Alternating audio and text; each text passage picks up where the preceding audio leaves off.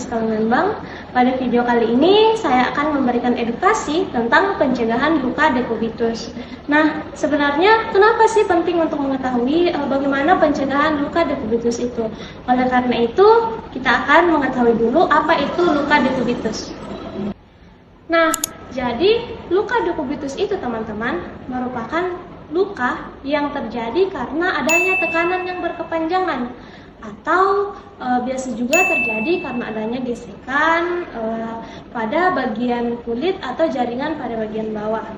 Nah, sebenarnya luka dekubitus ini terjadi pada pasien seperti apa?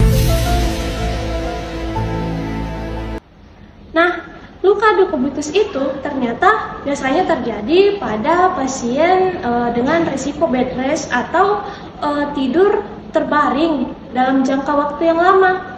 Misalnya dia itu dalam keadaan stroke atau gangguan imobilisasi, dan juga pada lansia. Perlu teman-teman ketahui kenapa lansia, karena lansia itu memiliki kulit yang sangat tipis.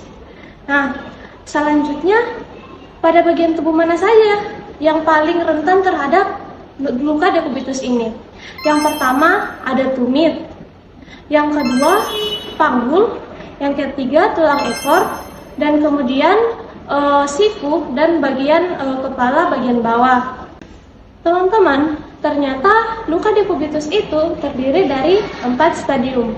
Stadium pertama itu tanda dan gejalanya kemerahan pada kulit yang tidak memutih pada saat kita tekan. Tapi itu belum terjadi luka terbuka. Kalau stadium kedua, luka dekubitus itu mulai terbuka. Dan di situ biasanya sudah terjadi jaringan yang melepuh. Yang ketiga itu luka dekubitus itu mulai dalam dan sampai pada jaringan lemak. Kalau luka dekubitus yang keempat, dia itu sudah mulai terjadi pada jaringan otot. Dia itu lukanya itu sudah masuk ke dalam jaringan otot tersebut. Kita sudah mengetahui tentang apa itu luka dekubitus. Sekarang kita masuk ke dalam pencegahan luka dekubitus. Yang pertama, setiap 2 jam kita harus mengubah posisi dari baring pasien. Misalnya pada saat dia terlentang, kita harus membaringkan dia ke kanan dan ke kiri.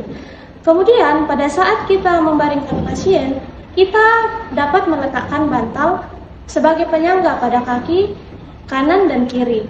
Dia berada pada antara kaki kanan dan kiri pasien. Juga pada lengan kita berikan juga penyangga supaya tidak terjadi gesekan antar kulit. Nah, selanjutnya menggunakan kasur yang dirancang khusus untuk pasien dengan luka dekubitus.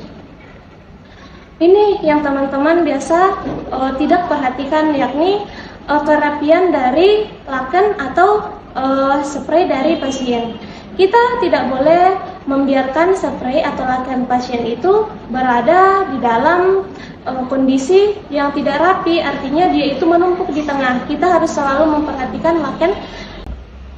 Selanjutnya teman-teman, perhatikan kelembapan dari kulit pasien. Kita bisa menggunakan body lotion untuk menjaga dari kelembapan tersebut. Itu tadi video edukasi saya mengenai luka dekubitus dan bagaimana cara pencegahannya. Semoga bermanfaat ya.